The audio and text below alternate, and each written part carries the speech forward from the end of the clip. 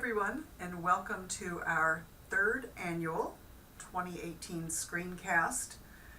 We haven't won an Emmy yet, but we're thinking this may be our year. My name is Kathy Taylor, and I'm the Assistant Superintendent of Learning and Teaching at OSPI. And I'm Andrew Ayers, Assistant Superintendent at Capital Region ESD 113, representing the AESD network. Hey everybody. For first-year fellows, this short presentation will be new. For returning fellows, it will be an update and, again, a reminder. But for everyone, the information will let you know where the road is going to take us this year. We want you to leave today with three big ideas: community, ownership, responsibility. If you read only the first three letters of those words, you could say it's the core of our work. In the next few minutes, we'll touch on each of these. Hey Kathy, why is that picture there? Well, Andrew, it's because each person may feel that their work impacts only a few people, only one classroom, or perhaps a single building. But in reality, our collective work has a ripple effect that goes far beyond one person's sphere of influence. Hear that sound? That's the sound of rippling. Rippling. We're going to pause briefly to give you a moment to read the slide silently to yourself.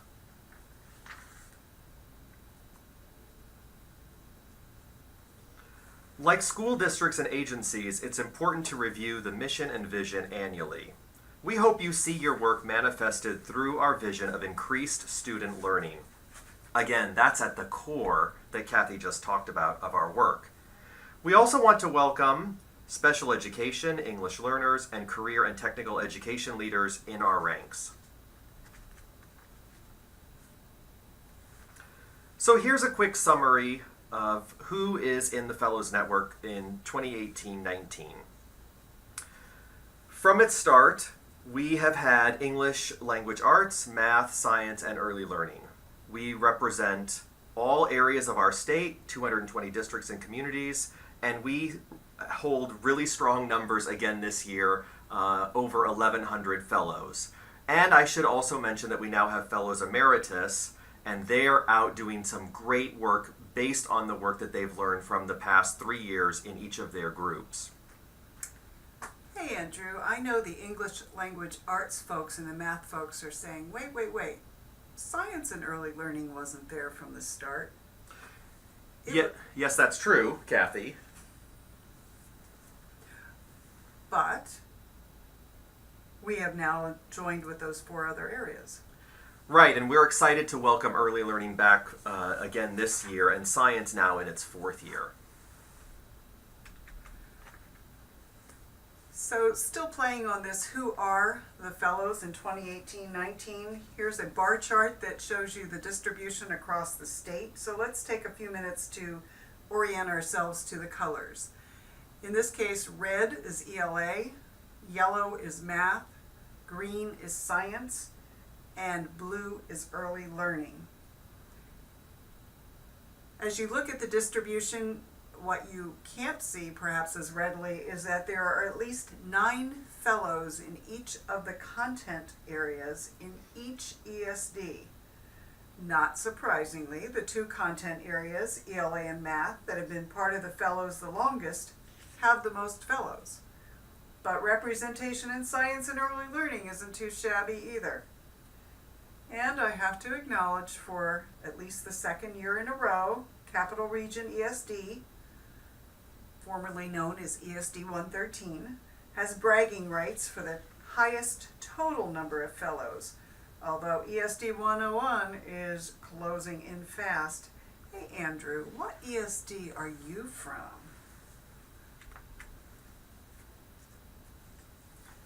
We get lots of questions about how the network is structured.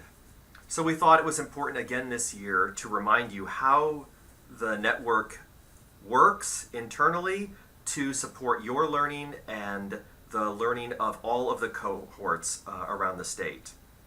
There are 2 things you should notice about this chart. We'd first like you to find your content area. That's across the very top boxes.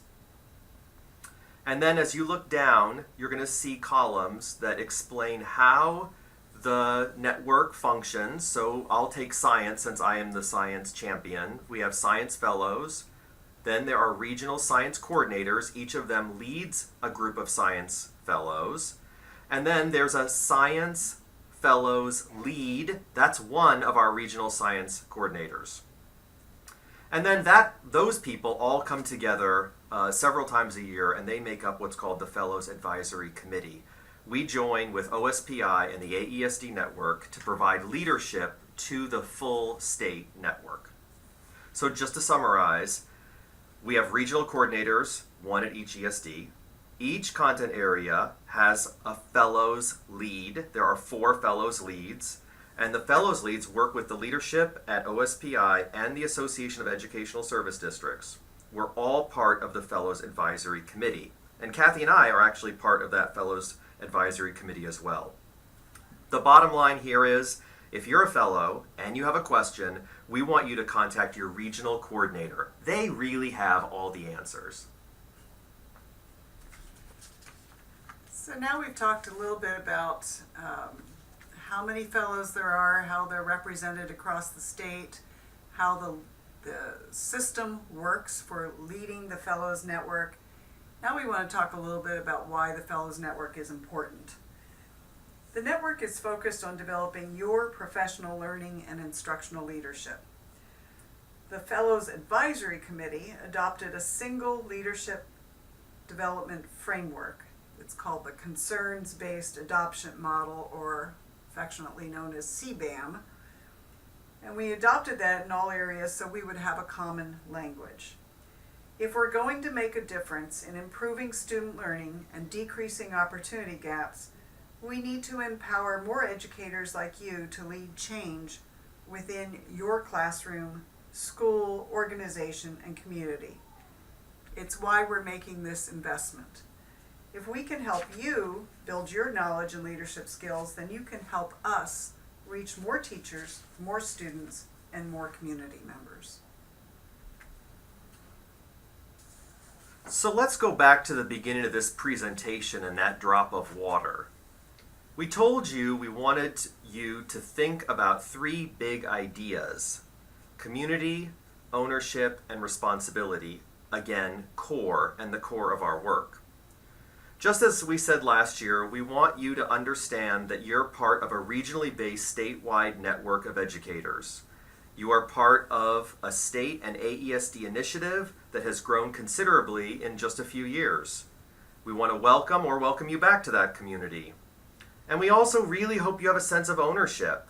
The Washington State Fellows Network is invested in your professional learning. It's important that you then take ownership for that learning and make these years count. And finally, we hope you leave with a sense of responsibility to pay it forward. The Fellows Network will help you expand your instructional leadership skills so that you can widen the circle of learning by sharing it with others. Please keep the learning going with your colleagues back home. If you don't take that learning back, we all lose.